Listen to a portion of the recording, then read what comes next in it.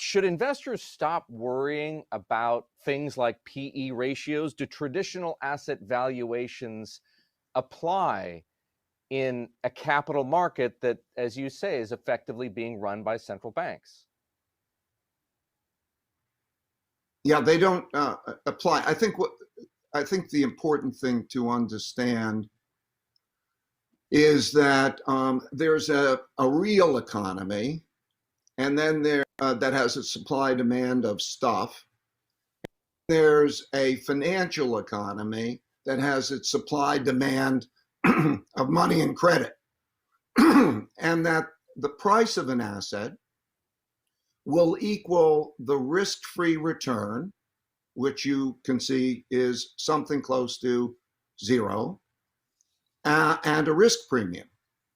So when you're looking at a bond, and let's say in the United States, a treasury bond less than 1%, or if you take a corporate bond, a good quality corporate bond, slightly more than 1%, and you look at that, or you go to other countries and it's essentially zero, that is the return that investors are getting for the risk-free return.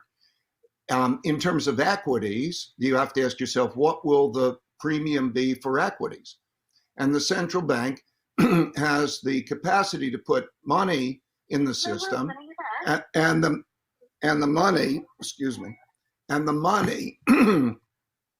and the money competes for getting returns. And so if you ask yourself, what could the risk premium be, or what would the expected excess return for equities be over cash, and they buy assets, that number could go from 4%, let's say, to 2%.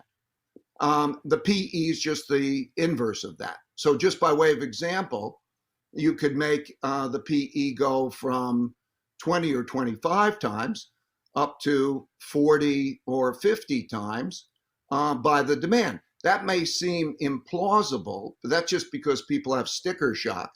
But it's no less implausible than the zero interest rates.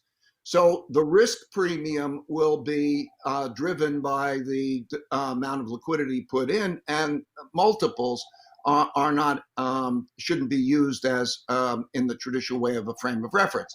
I think you have to understand that the capital markets drive the economy and the PEs and the risk premiums more than the real economy drives the capital markets.